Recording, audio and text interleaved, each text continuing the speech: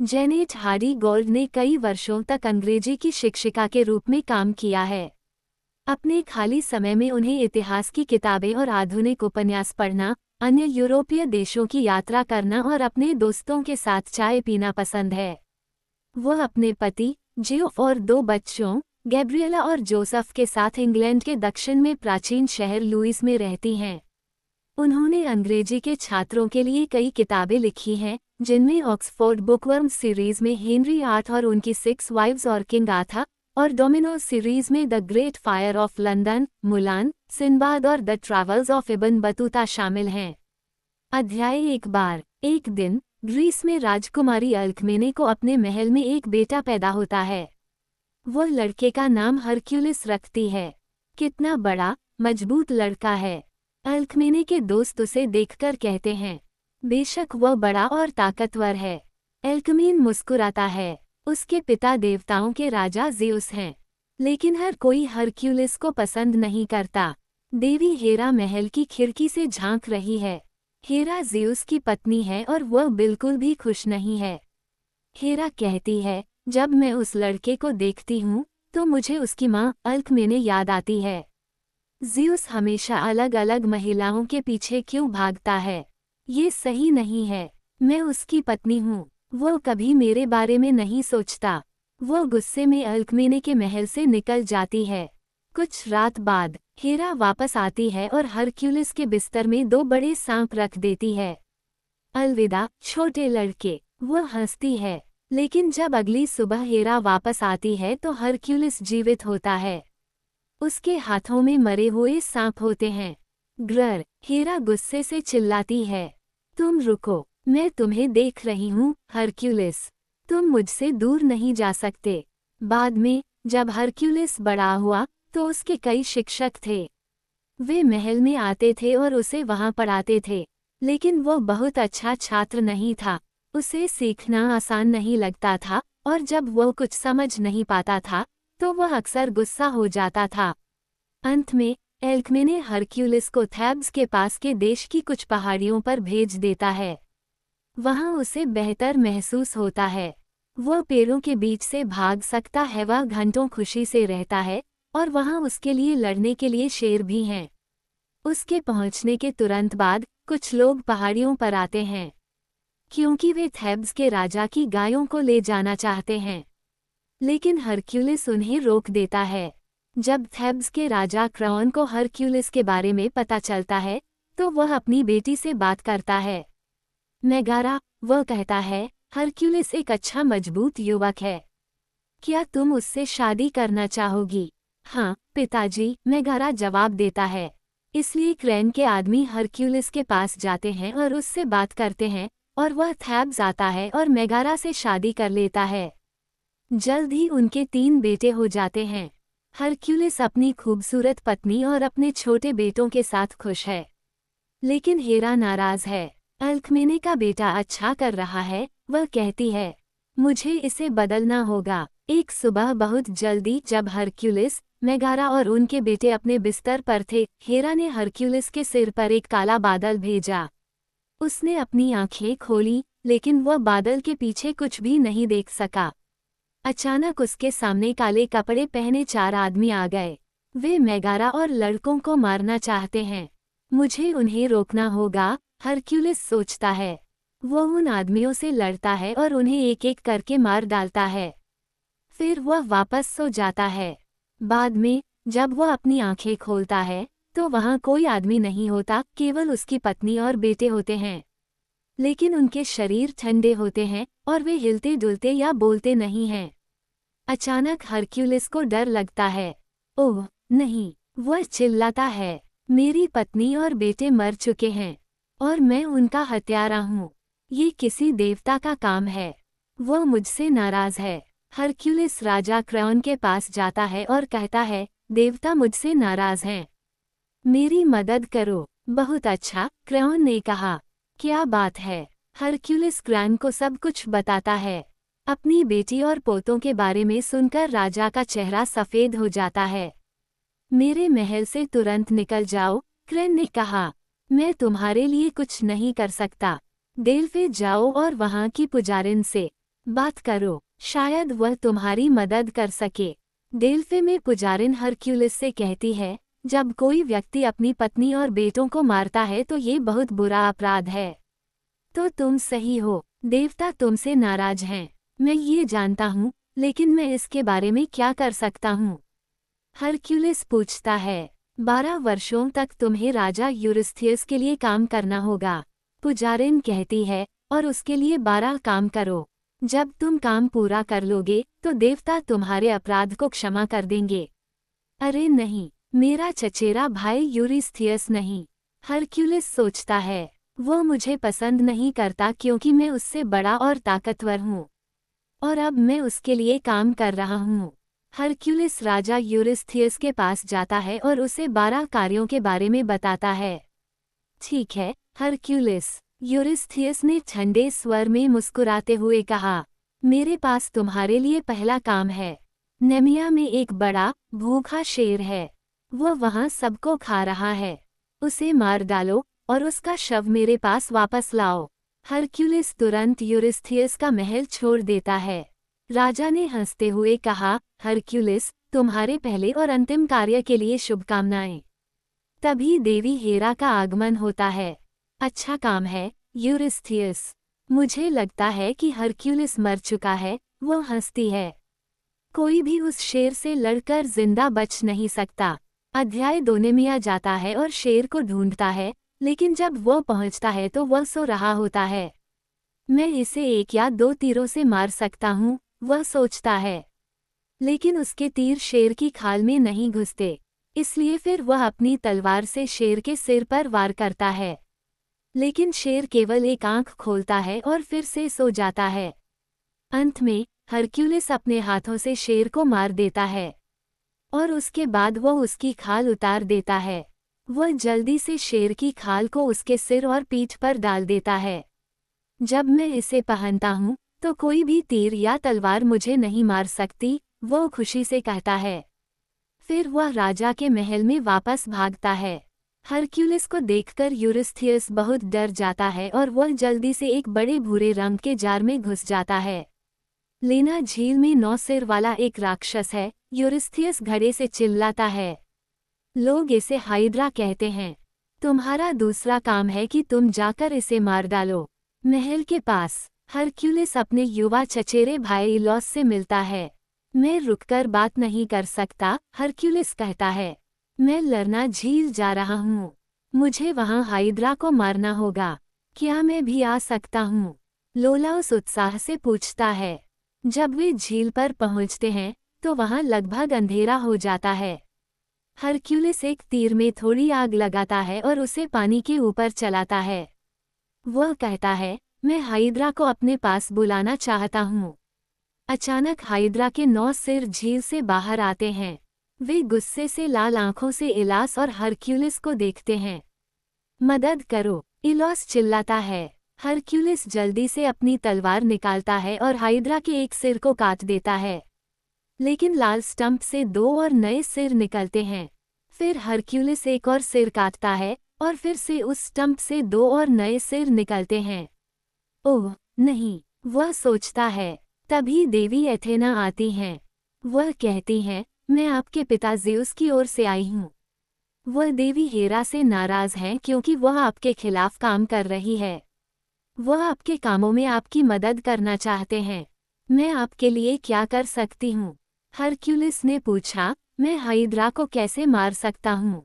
मुझे जल्दी बताओ। जब आप सिर काट लें तो आपको स्टंप को जला देना चाहिए। उसके बाद उनसे कोई नया सिर नहीं निकल सकता। शुभकामनाएं। इसलिए हरक्यूलिस ने एक एक करके राक्षसों के सिर काट दिए और इलास ने स्टंप जला दिए। जब हरक्यूलिस ने आखिरी सिर काट दिया तो हाइड्रा अचानक पानी में डूब गया और मर गया। अगली सुबह हरक्यूलिस महल में वापस आता है, लेकिन वह राजा को नहीं ढूंढ पाता। यूरिस्थियस, वह पुकारता है, मैं यहाँ हूँ। हाइड्रा मर चुका है। ठीक है, मैं आपकी बात सुन सकता हूँ, यूरिस्थियस कहता है, और वह गुस्से में अपने बड़े भूरे रंग के जार से बाहर आता है। अपने तीसरे कार्य के लिए आपको देवी आर्टेमिस के सुनहरे हिरन को ढूंढना होगा और उसे यहाँ वापस लाना होगा। वो हिरन किसी भी तीर से तेज दौड़ सकता है, कोई भी उसे पकड़ नहीं सकता। हरक्यूलिस को सुनहरा हिरन मिल जाता है और वह 1 साल और 1 दिन तक उसके पीछे भागता रहता है। हिरन पहाड़ियों पर चढ़ता है, पहाड़ियों से नीचे उतरता है और पूरे देश में दौड़ता है, लेकिन हरक्यूलिस उसे पकड़ नहीं पाता। एक दिन हरक्यूलिस झील के पास सुंदर हिरन को देखता है। वह चुपचाप पानी पी रहा था।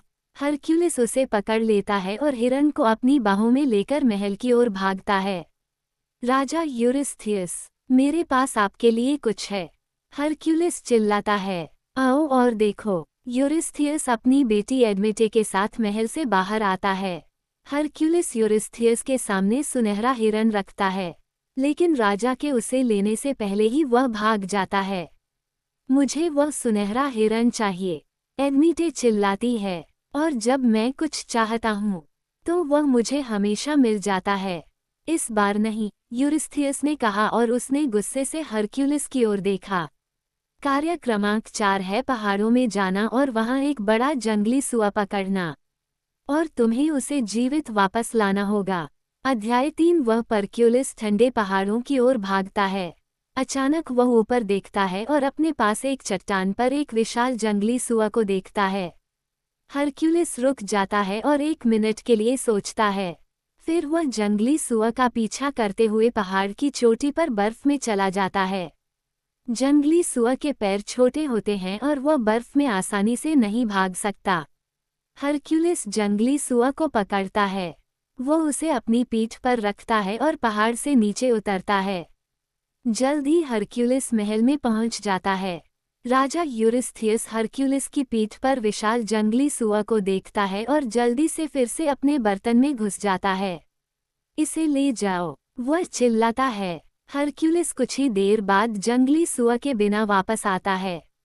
अपने अगले काम के लिए तुम्हें राजा ऑगस के पास जाना होगा। यूरिस्थियस कहता है, उसके पास आपके लिए कुछ दिलचस्प काम है। उसके पास सैकड़ों बैल हैं और कोई भी उनके गंदे अस्तबल को साफ नहीं करता। तुम्हें उन सभी को एक ही दिन में साफ करना होगा। टाइम्स हरक्यूलिस अस्तबल में राजा ऑगस से मिलता है और उसे अपने कार्य के बारे में बताता है। राजा ने हंसते हुए कहा, लेकिन कोई भी उन गंदे अस्तबलों को एक दिन में साफ नहीं कर सकता। उनकी तरफ देखो। हरक्यूलिस अस्तबल के दरवाजे से बाहर देखता है और उसे बहुत खुशी महसूस नहीं होती।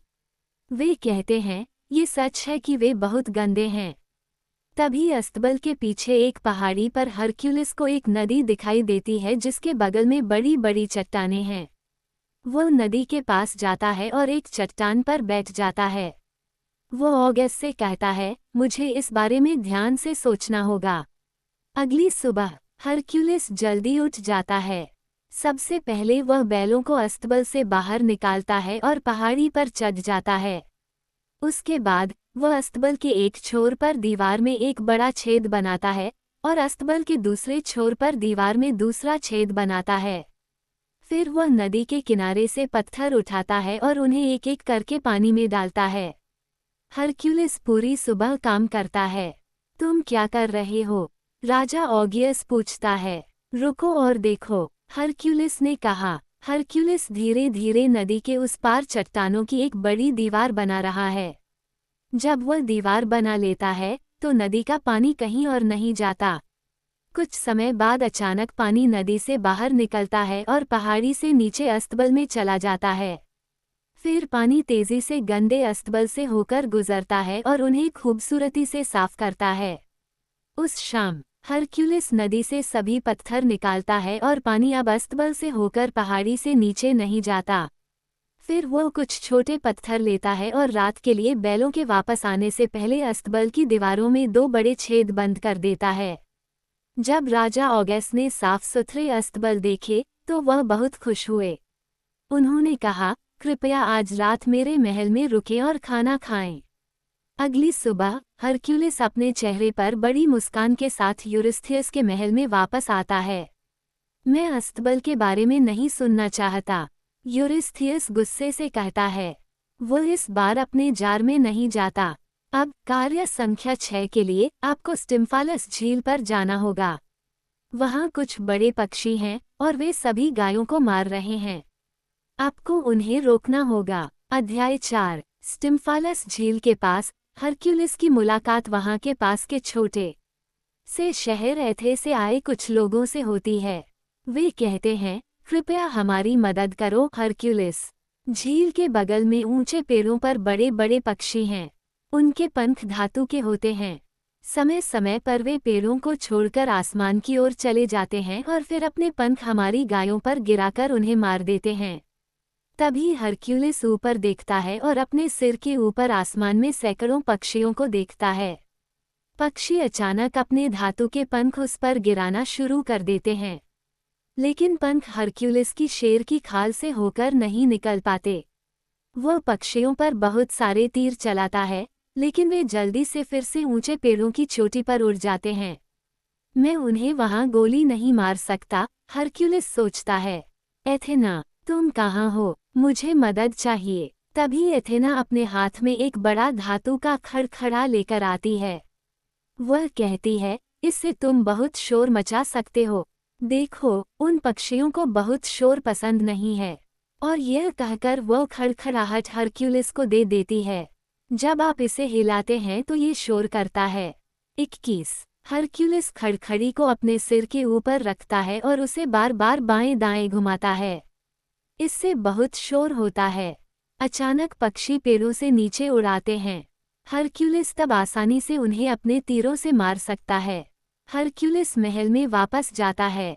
यूरिस्थियस, मेरे पास तुम्हारे लिए स्टिम्फालस झील से एक पक्षी है, वह पुकारता है, और वह मृत पक्षी को यूरिस्थियस के बर्तन के पास रख देता है। चलो देखते हैं, यूरिस्थियस ने कहा, और वह अपने घड़े से बाहर आ गया। वह जाकर मृत पक्षी को देखता है और उसके धातु के पंखों में से एक पर उसका हाथ कट जाता है। हरक्यूलिस, यहाँ से निकल जाओ, राजा गुस्से से चिल्लाया। कार्य संख्या 7 के लिए तुम्हें तुरंत क्रेते जाना होगा और वहाँ राजा मिनोस के सफ़ेद बैल को पकड़ना होगा। और जल्दी करो। हरक्यूलिस नाव से क्रेते जाता है। जब वह वहाँ पहुँचता है तो राजा मिनोस उसे देखकर बहुत खुश होता है। वह कहता है, वहाँ एक बड़ा सफ़ेद बैल है। ये यहाँ वहाँ भाग रहा है और हर जगह लोगों को मार रहा है। तुम बड़े और मजबूत हो हरक्यूलिस, कृपया इसे पकड़ो और ले जाओ। यह अब यहाँ के पास एक छोटे से शहर में है। हरक्यूलिस शहर में जाता है और इंतजार करता है। वहाँ बहुत शांति है और सड़कों पर कोई नहीं है। अचानक एक पेड़ के पीछे से बैल निकलता है और हरक्यूलिस की ओर दौड़ता है। बैल के बड़े सींग हैं और उसके मुंह से आग निकल रही है। बैल हरक्यूलिस के करीब आता है, लेकिन आग उसे जला नहीं पाती क्योंकि उसने शेर की खाल पहन रखी है। हरक्यूलिस बैल को सींगों से पकड़ता है और उसकी पीठ पर चढ़ जाता है। 2 दिनों तक बैल पूरे क्रेते में दौड़ता रहता है। हरक्यूलिस दिन रात उसकी पीठ पर रहता है। अंत में बैल बहुत थक जाता है और वह न तो दौड़ सकता है और न ही लड़ सकता है। हरक्यूलिस जल्दी से बैल को अपनी नाव पर रखता है और उसे वापस राजा यूरिस्थियस के पास ले जाता है। यूरिस्थियस बैल से बहुत डरता है। मैं उस चीज को अपने घर में नहीं चाहता, उसे तुरंत मार डालो, वह अपने घड़े से चिल्लाता है। लेकिन हरक्यूलिस महल का दरवाज़ा खोलता है और बैल भाग जाता है। टाइम्स। उस रात यूरिस्थियस देवी हेरा से बात करता है। वह कहता है, हरक्यूलिस हमारे सारे काम बहुत आसानी से कर देता है। आगे हम उसके लिए क्या कर सकते हैं? हेरा 1 मिनट सोचती है, फिर वह मुस्कुराती है। मुझे पता है। वह रोती है और वह राजा के कान में धीरे से कुछ कहती है। ओह हाँ, वह हंसता है। यह अच्छा है, ये बहुत अच्छा है। अगली सुबह यूरिस्थियस ने हरक्यूलिस को बुलाया। जब हरक्यूलिस आया तो राजा अपनी बड़ी धातु की कुर्सी पर बैठा था। हरक्यूलिस, उसने कहा, कार्य संख्या 8 राजा डायोमेडिस के महल से घोड़ों को वापस लाना है। बेशक, हरक्यूलिस मुस्कुराया और वह तेजी से महल से बाहर चला गया। और मत भूलना, हेरा शुरू करती है और वह यूरिस्थियस की कुर्सी के पीछे से देखती है, डायोमेडिस के घोड़े लोगों को खाते हैं। फिर वह और यूरिस्थियस हंसने लगते हैं और हंसने लगते हैं। लेकिन हरक्यूलिस अब उनसे बहुत दूर है और वह सुन नहीं पाता। हरक्यूलिस अपने 4 दोस्तों के साथ नाव से राजा डायोमीडेस के महल में जाता है। जब वे राजा के दरवाजे पर पहुंचते हैं तो वे उससे कहते हैं, हम थके हुए हैं, भूखे हैं और घर से बहुत दूर हैं। राजा डायोमीडेस ने कहा, अंदर आओ, तुम आज शाम हमारे साथ खाना खा सकते हो और आज रात यहीं रह सकते हो। वो उन आदमियों के बड़े मजबूत शरीरों को देखता है और सोचता है, मैं इन्हें कल अपने भूखे घोड़ों को दे सकता हूँ। उस शाम हरक्यूलिस ने राजा डायोमेडस को अपने एक आदमी से चुपचाप बात करते हुए सुना। जब हरक्यूलिस और उसके दोस्त आज रात सो रहे होंगे तो तुम्हें उन्हें मारने में मेरी मदद करनी होगी, राजा ने उस आदमी से कहा। वे मेरे घोड़ों के लिए एक बढ़िया नाश्ता हो सकते हैं। हरक्यूलिस कुछ नहीं कहता, लेकिन बाद में वह अपने दोस्तों से बात करता है। वे आज रात हमें मारना चाहते हैं। हम सो नहीं सकते, हमें उनका इंतजार करना चाहिए और जब वे हमारे लिए आएं तो उनसे लड़ना चाहिए। उस रात हरक्यूलिस के दोस्त बहुत जल्दी सो जाते हैं, लेकिन हरक्यूलिस सो नहीं पाता। अचानक राजा डायोमीडेस और उसके आदमी कमरे में आते हैं। जल्दी करो, बिस्तर से उठो, हरक्यूलिस अपने दोस्तों से चिल्लाता है। वे उठते हैं, लड़ते हैं और राजा और उसके आदमियों को मार देते हैं। हम इन शवों का क्या करेंगे, हरक्यूलिस, उसके मित्रों ने पूछा। बेशक, इन्हीं घोड़ों को दे दो, वह जवाब देता है। डायोमीडेस और उसके आदमियों को खाने के बाद घोड़े बहुत शांत और खुश हैं। जब हरक्यूलिस घोड़ों को यूरिस्थियस के महल में वापस लाता है तो वे राजा की ओर भूखी निगाहों से देखते हैं। उन घोड़ों को ले जाओ, यूरिस्थियस चिल्लाता है। वो बगीचे में भागता है और एक पेड़ के पीछे चला जाता है। जब हरक्यूलिस घोड़ों के बिना वापस आता है तो राजकुमारी एडमिटे अपने पिता से बात कर रही होती है। वह कहती है, अमेजन की रानी हिप्पोलिटा के पास एक सुंदर सुनहरा बेल्ट है और मुझे ये चाहिए। अच्छा, ये तुम्हारा अगला काम है, हरक्यूलिस, पेड़ के पीछे से यूरिस्थियस ने कहा।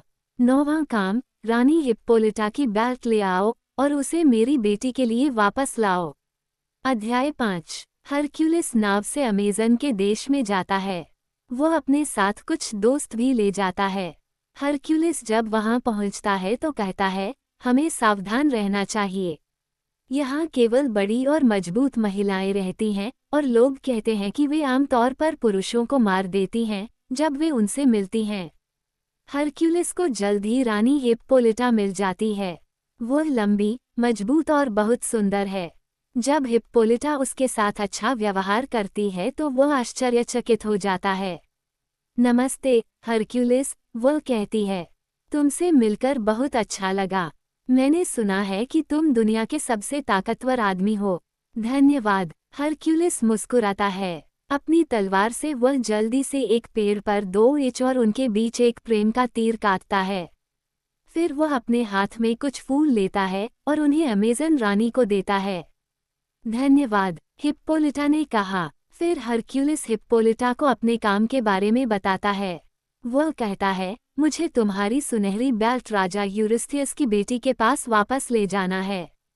बेशक, आप इसे ले सकते हैं, हिप्पोलिटा कहती है और तुरंत अपने हाथों को अपनी खूबसूरत बेल्ट पर रखती है। लेकिन हेरा एक पेड़ के पीछे से ये सब देख रही है। वह सोचती है, ये काम हरक्यूलिस के लिए अच्छा चल रहा है। मुझे जल्दी से कुछ करना चाहिए और उसे रोकना चाहिए। इसलिए हेरा ने एक अमेजन महिला की पोशाक पहन ली और वह जाकर हिप्पोलिटा के रक्षकों से बात करने लगी। हेरा कहती है, हरक्यूलिस रानी हिप्पोलिटा की बेल्ट लेना चाहता है और फिर उसे मार डालना चाहता है। पहरेदार जल्दी से अपनी रानी के पास भागते हैं। वो हरक्यूलिस को सोने की बेल्ट दे रही है। रुको, वे चिल्लाते हैं। हरक्यूलिस जल्दी से बेल्ट ले लेता है। पहरेदार हरक्यूलिस और उसके दोस्तों से लड़ते हैं, लेकिन अंत में वे अमेजन से दूर हो जाते हैं और अपनी नाव पर वापस आ जाते हैं और हरक्यूलिस के पास बेल्ट होती है। जब हरक्यूलिस महल में वापस आता है तो वह बहुत थका हुआ होता है।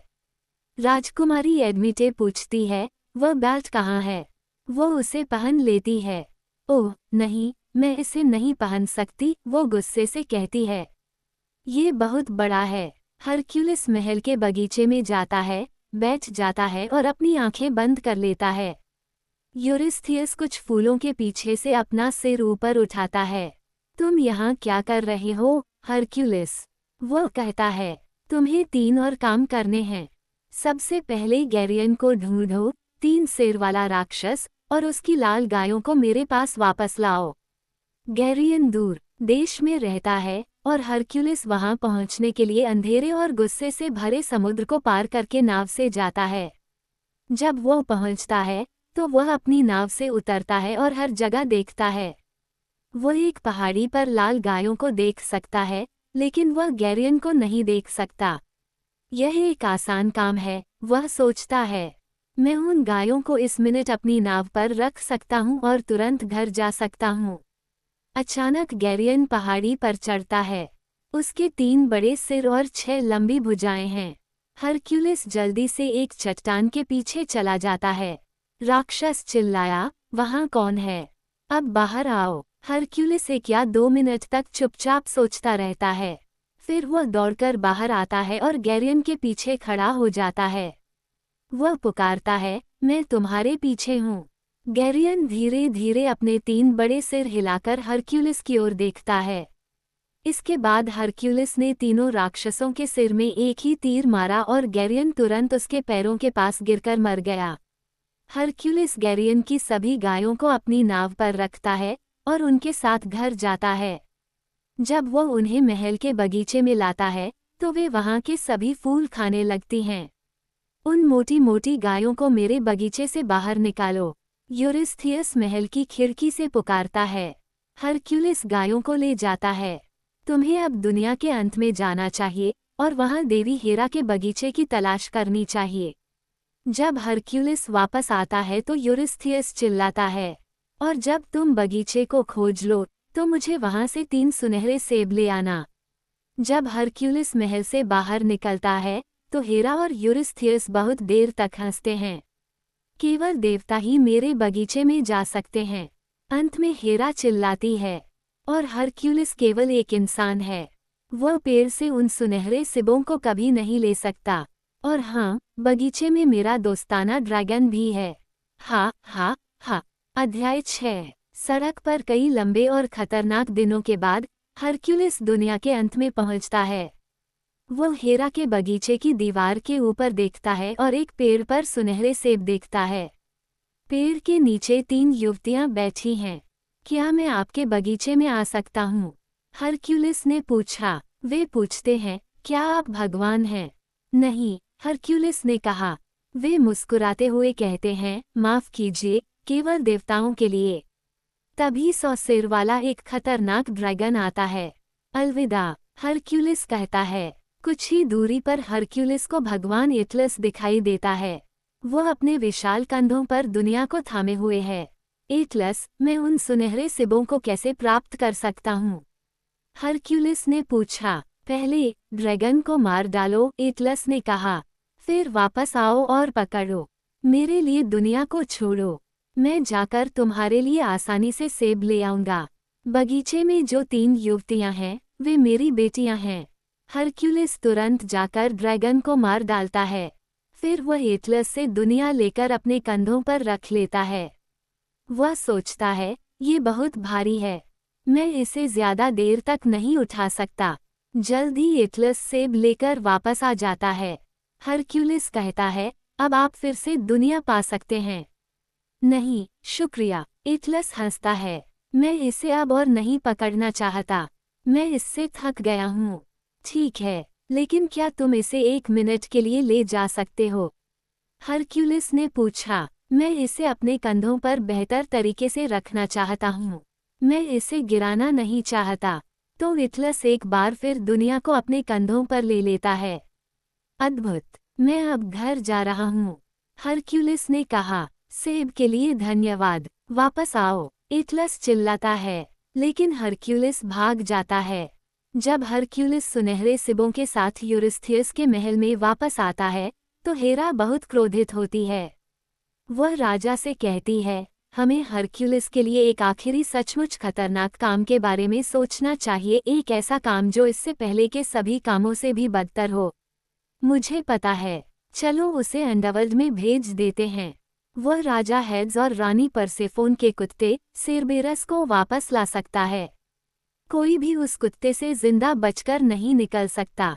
पहले तो हरक्यूलिस को पाताल लोक का दरवाज़ा नहीं मिल पाता, लेकिन एथेना उसकी मदद करती है। वह कहती है, चट्टानों के पीछे उस बड़े गड्ढे में जाओ। हरक्यूलिस एक लंबे, अंधेरे गड्ढे में उतरता है और नदी के पास एक बूढ़े व्यक्ति से मिलता है। मैं चारोन हूँ, आदमी ने कहा। मैं अपनी लंबी काली नाव में मृत लोगों को नदी के पार पाताल लोक ले जाता हूँ। मुझे भी उस पार ले चलो, हरक्यूलिस ने कहा। चारोन ने हरक्यूलिस को ध्यान से देखा। नहीं, उसने कहा, मैं नहीं कर सकता। तुम मरे नहीं हो। हरक्यूलिस अपनी तलवार चारोन के चेहरे के सामने रखता है और वो बूढ़े आदमी को गुस्से से देखता है। ओह, ठीक है, कैरन कहता है, और वह हरक्यूलिस को अपनी नाव में नदी पार ले जाता है। एक बार जब हरक्यूलिस अंडरवर्ल्ड में पहुंच जाता है, तो वह उसकी अंधेरी गलियों से गुजरता है। मृत और ठंडे गोरे लोग आते हैं और उसकी गर्म गुलाबी त्वचा को देखते हैं। क्या तुम उसे देख सकते हो?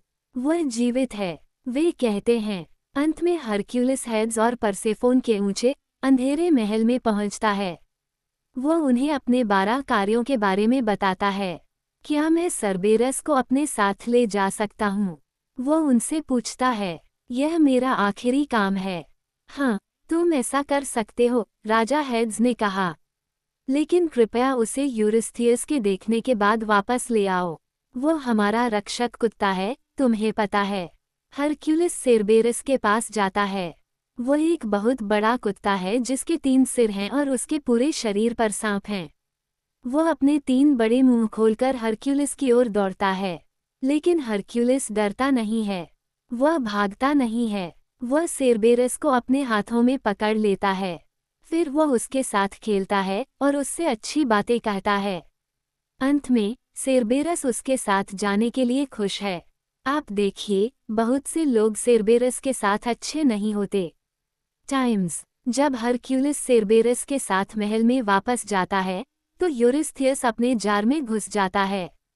आह, उस खतरनाक कुत्ते को यहाँ से ले जाओ, यूरिस्थियस चिल्लाता है। वह बहुत डरा हुआ है।